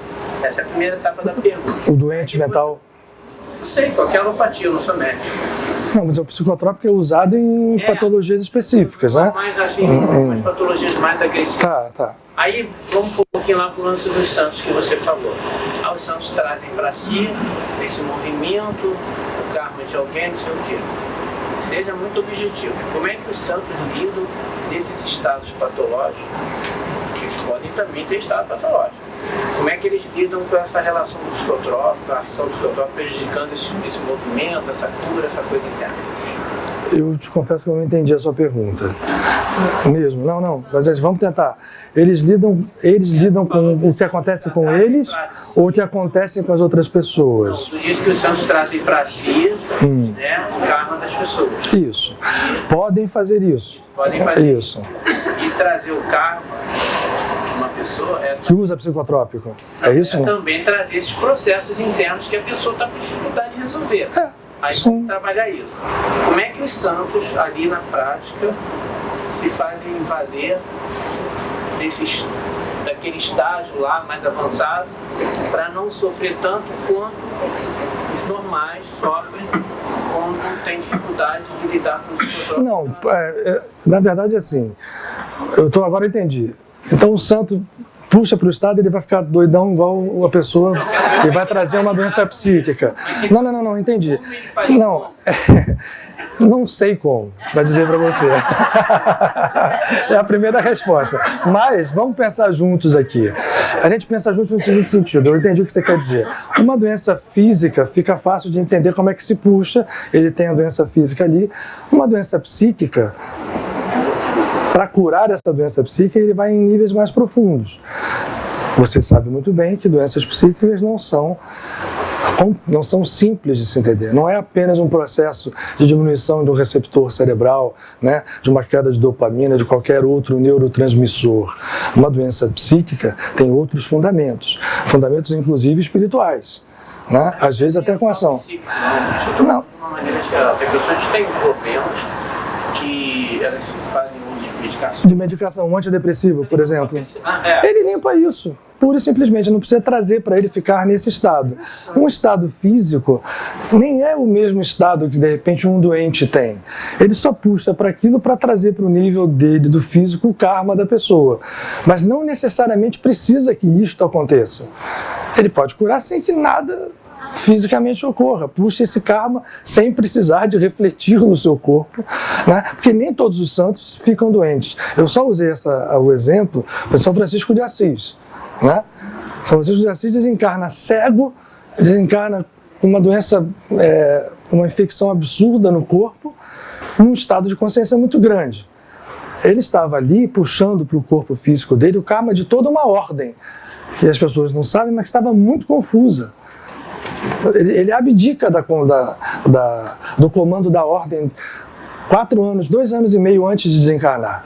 Então ele traz para o corpo dele a doença, até porque também na visão cristã o sofrimento puxa uma coisa. Então essa é uma opção que pode ser usada ou não. A cura pode acontecer, vamos usar Jesus como exemplo mais forte. Jesus não puxou nada para ele. Ele tirou aquele endemoniado do filho, né, o Geradzeno, sai. Mas ele não precisou puxar o processo para ele de nenhuma das pessoas. E assim, outros grandes curadores. Eu dei agora o exemplo do Joel Goldsmith. O puxar o karma para o seu corpo físico é uma circunstância específica que vale em algum momento em que os santos podem fazer isso e fazem numa boa, porque eles estão vivendo num estado de consciência de equanimidade. O santo não tem mais, quando acontece algo com ele físico, como aconteceu com São Francisco ou Santo Antônio também, né? Desencarnou com 36 anos com uma barriga enorme, uma hidropsia que não conseguia nem andar. Ele puxou para ele muitas coisas da ordem, mas assim, na consciência dele, nada o machucava. A dor não era mais problema. Dor e prazer para essas entidades não funcionam como funcionam para nós, né? Mas não é necessário que isso aconteça, entendeu? Eu vou te passar já. Processos obsessivos, eu percebo a minha experiência de morte lá no período do Rio de Janeiro. Uma vez eu comentei com o Rocha, não, toma esse remédio, tem que tomar esse remédio aqui. Não, vai tomar esse remédio, vai tomar esse remédio. Pois é, assim, o ideal é que a gente evite medicações, não que seja contra, pelo contrário, né? Faz parte daquele processo que está aqui.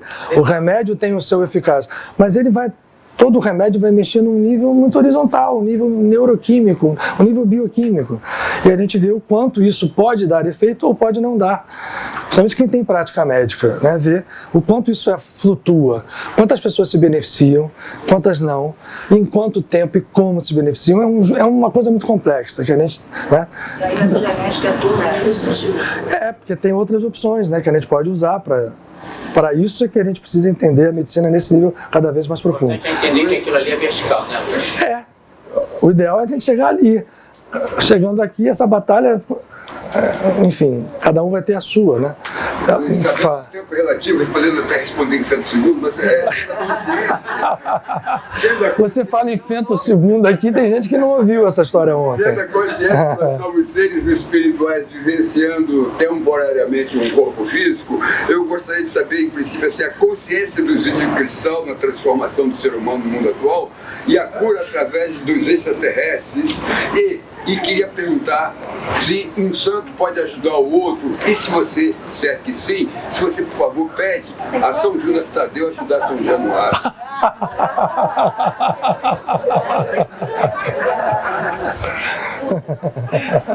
Olha que São Januário é forte, hein? Vocês sabem que todos os anos em italiano é Gennaro, né? Todos os anos no dia de São Gennaro, o sangue dele se liquefaz. Na Itália, se traz o sangue completamente coagulado e depois da oração o sangue fica. Se não fica, é que vai acontecer segundo alguma coisa lá. Mas isso aqui é uma figura. Fala lá. Eu vou compor uma pergunta aqui para poder dizer. Fez uma oração que tem muita força e fé. Quando a gente fala uma vez por mim, né? Força de atos, palavras, etc. E a gente estende isso para os meus antepassados e para os meus descendentes, né? A gente estava falando aqui, você falou de nós falamos de corpo psíquico, né? Falamos também de genética, né, de evolução. Isso não é uma genética, mas é alguma coisa que está ligando gerações, né? Sim. Eu queria, se você pudesse explanar um pouquinho melhor como é que se dá essa cura, né, que a gente sente efeito nela, sente força. A cura no processo interior, da cura de gerações. De gerações, né? Tá. Deixa eu primeiro falar aqui, porque ele falou dos ETs, e, né, a cura de ET. E do São Januário, fiquei nessa... Olha só, os extraterrestres, né, que hoje são habitantes de outros planetas que vivem em outras dimensões. Estou aqui que não existem planetas de matéria física com seres de evolução. Quando a gente sair da nossa consciência, a gente tenderá a ter uma matéria cada vez mais sutil. Eu acredito sim em que seres extraterrestres hoje estejam, porque eu vejo o universo como uma comunidade. Então, essa interação é possível, eu não tenho dúvida nenhuma que ela existe. Existem diversos níveis e muitos deles estão disponíveis para nos auxiliar nessa subida de consciência que o planeta está passando. Daí, aos excessos, né, vai um tempo. Eu particularmente não gosto de excesso em nada, né? Que eu acho que a gente tende ainda, como a gente está na consciência egóica, a idolatrar coisas, né? Então a gente pode mudar o nosso campo de idolatria e não tem que fazer idolatria de coisa nenhuma, né? Nem de nenhum santo, nem de nenhuma religião. Também não se pode fazer dos extraterrestres, né? Eles são grandes auxiliares e eles trabalham em níveis de cura muito profundos. Os que vêm nos ajudar agem em níveis quase nunca só no nível físico, eles agem em níveis muito profundos. Agora, mexendo e trabalhando com velocidades que podem fazer a cura física acontecer muito rapidamente. Quando é um trabalho sério que tem o auxílio desses seres, né, de outros planetas, quase todos eles de estrelas próximas nossas, então, que fazem parte da comunidade, né, a comunidade da qual o Sol, a nossa estrela, os planetas somos parte também. Então, Sirius, Órion, Arcturus e outras estrelas possuem comunidades que se interessam pelo desenvolvimento da nossa comunidade solar, nela o planeta Terra incluído, né? Agora, a tua pergunta, deixa eu fazer, acho que vai ser a última, gente, que já são 9h25, né? Senão a gente vai, hoje é segunda. Quando você fala de gerações, e faz muito sentido, tem que olhar isso sobre 2 níveis. O nosso próprio movimento interno, caminhada por encarnações e encarnações e constituindo um conjunto de informações que a gente carrega conosco, né? Vidas que a gente viveu, individualidades que a gente viveu, e essa história toda está ali guardada, registrada e viva. Não é um arquivo morto. Por isso trabalhos como a apometria hoje são trabalhos que vêm porque vão puxar personalidades que não estão ali mortas, guardadas, né? Estão ali ativas, expressando em sentimentos, expressando em diversos níveis da gente. Só que, agora eu vou desenhar o meu boneco, o meu Shrek, o biscoitinho, vou botar a carinha nele. Parece um ET, né? Bom, o fato é assim, a nossa individualidade, lembra que tudo é um? Nesse processo de tudo é um, que tudo se espalhou numa criação infinita, o um se irradiou em infinito, só que a tendência é ir para o um. O primeiro movimento de tendência de unidade é formar agregados. Agregados desde lá de baixo. Vamos ficar só no nosso estágio, até por causa do tempo. Agregados que são composições de seres que vão se transformando de um ser individual num ser coletivo. Esses agregados são, vamos usar o termo, as constelações familiares. Um dos aspectos de entender as constelações familiares é olhar só no nosso ângulo de visão agora. São os nossos ancestrais, mas imagine que isso aqui pode se estender mais, né? Você tem aqui os teus ancestrais anterior, passados, daqui para frente. Esse processo compõe um ser coletivo. E, portanto, os campos vibracionais que compõem essas individualidades, a minha que tem tudo aquilo que a minha encarnação foi, agora e que as outras foram, da mãe, do pai, do avô, esses processos são campos de energia de cada um individualmente, que por sua vez compõem um conjunto que é uma outra unidade. E se a gente for olhar isso para mais amplo, isso vai compor conjuntos que vão transformando-se em unidades mais complexas, porque o nosso destino é chegar e vamos chegar a essa unidade primordial. Isso pode ser atingido tanto pelo ser individual, e aí ele facilita os outros, como pode ser atingido por seres coletivos. E os processos de cura, por exemplo, os trabalhos que surgem no século XX, a constelação familiar, o Ho'oponopono, que fala de perdão, de trabalho, porque o trabalho é basicamente isso, é de cura dessas desarmonias que são transmitidas assim de geração em geração, pelo corpo físico, pelos campos de informação, e que compõem uma estrutura que precisa ser, na maioria das vezes, curada. Você está falando de uma consciência coletiva familiar? Familiar. Sim. E essa família se junta com uma outra, com uma outra, com uma outra, com uma outra, que a gente não tem noção. Eu imagino que no futuro a constelação familiar vai se estender, como ela já se estende, né? Porque a cara que as pessoas acabam... E aí fica assim, né? Como as pessoas não gostam de admitir forças espirituais ou forças mais... Bom, os campos ficam agindo e agem, curam e tal, né? Mas é como... Deixa lá, deixa o que está acontecendo. Eu sei que está. Como está, eu não sei. Que age, age. Essa né? constelação chega até Adão e Eva. Ah, pode chegar, olha isso. É uma boa ilação. A gente pode ir ao infinito, gente, sem brincadeira.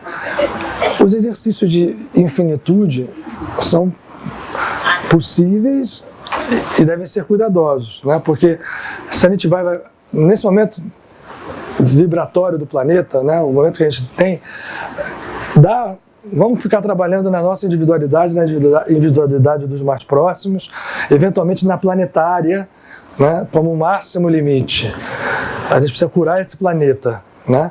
E as curas individuais contribuem para as curas coletivas. São a história dos campos. Os campos eles se interconectam, não tem jeito. Essa interconexão é a lei. Nós somos um. Eu falei de holografia ontem aqui, quando, né, vai entender por holografia que a unidade está em tudo. Eu pego uma holografia e vou, né, cortando, eu só vou achando o objeto inteiro, eu não consigo cortá-lo, né, quando eu vou reproduzindo isso em holografias menores. Esse conceito de unidade, ele perfunde a história toda. E ele, aparentemente, ele é paradoxal com o conceito de infinito. O infinito parece uma coisa que a gente... E é.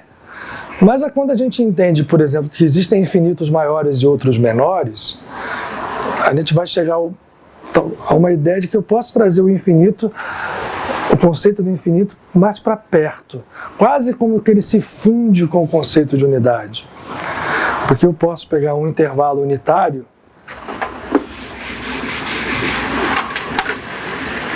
né, numa reta numérica. Eu posso pegar um intervalo unitário, que seja o intervalo de 0 a 1, e posso dividi-lo ao infinito.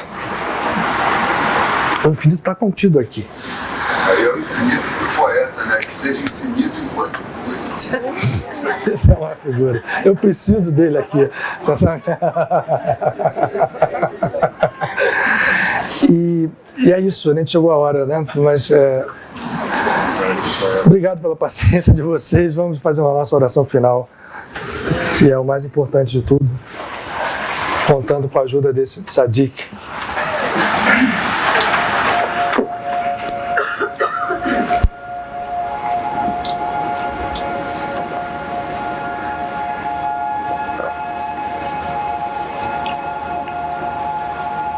Nós ainda somos governados pela mente física, pela mente material, que nos restringe.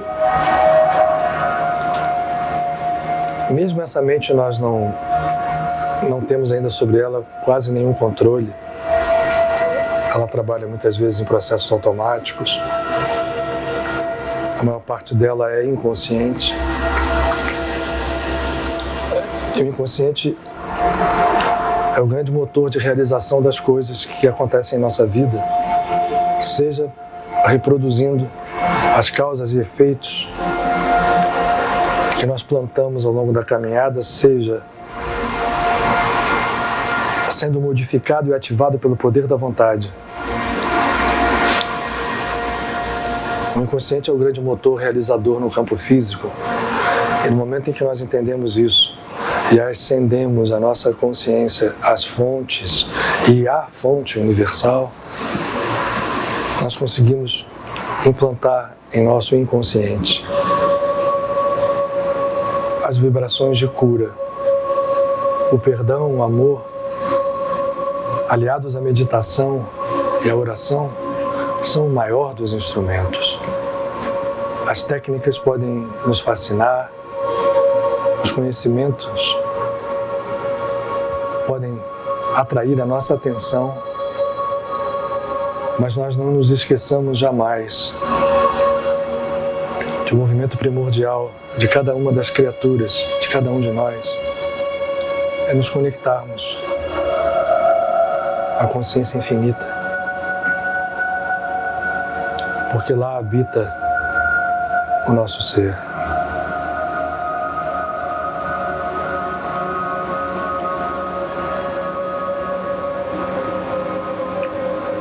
Isso é subir o monte, isso é contemplar a face do Criador e espelhar a sua face em nós. O Salmo 27 diz: buscai a minha presença, diz o Eterno.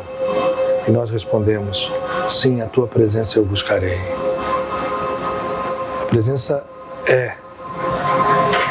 ela é agora, nesse exato momento, em nós e à nossa volta. A única coisa que precisamos realizar é abrir os canais de conexão para que ela, como seiva divina e luz infinita, corra pelos caminhos de nossa alma e também por nossas artérias e veias, por todo o nosso corpo físico, promovendo a cura, porque cura é exatamente encontrar a essência. Esse encontro dispara energias profundas, renovadoras, e os nossos olhos se abrem, preparando nossos pés e nossas mãos para agir em absoluta harmonia. E nesse instante, os amigos espirituais que aqui estão, ao nosso lado, eles já vivendo o amor incondicional, possam se valer do nosso estado de comunhão e de conexão, aonde sentimos, ainda que de leve, a unidade que é a realidade que nos faz existir. Que eles possam, com esse amor, promover em cada um de nós a cura que necessitamos. E daqui, com a força da nossa oração, estender essa luz e essa cura aos nossos amados, mais amados, filhos, pais, irmãos, amigos mais próximos, mas também que possamos estendê-la a todas as criaturas que compõem essa unidade que ainda não percebemos, mas que queremos um dia perceber, nossos irmãos de planeta, para que quando despertarmos, possamos despertar aos nossos irmãos. Isso lembra a palavra do Mestre ao discípulo Pedro. Perguntou a ele 3 vezes: Simão, filho de Jonas, Shimon Bar Jonah, tu me amas? E por 3 vezes, Simão responde, acreditando que o Mestre não acreditara no que ele falara. Mas o Mestre apenas fixava ali uma ligação do código mais profundo dessa passagem, do ego, que ainda vivia dormente em Shimon, com o eu crístico que já vivia resplandecente nele, já ressuscitado, já vitorioso da morte. E quando Shimon responde pela 3ª vez: mas Mestre, tu sabes que eu te amo, Jesus responde: pois então, quando te converteres, o que significa quando acordares e despertares, vai a teus irmãos e faz o mesmo. Que nós possamos aqui, nessa comunidade, acender a nossa alma e com ela curada, nos tornarmos. Esse é o destino, nós também, curadores, porque a humildade e o amor já vivem, já brilham em nós. Que essa semana seja a cura profunda a se estender aonde seja necessário e na nossa própria vida. E a gratidão seja sempre a marca final de todos os movimentos que façamos, em oração, em meditação, seja no oculto do nosso quarto, seja aqui. Gratidão absoluta ao nosso Pai e Mãe infinitos e a todos aqueles que aqui estão. Sempre, sempre. O nosso obrigado. Graças a Deus.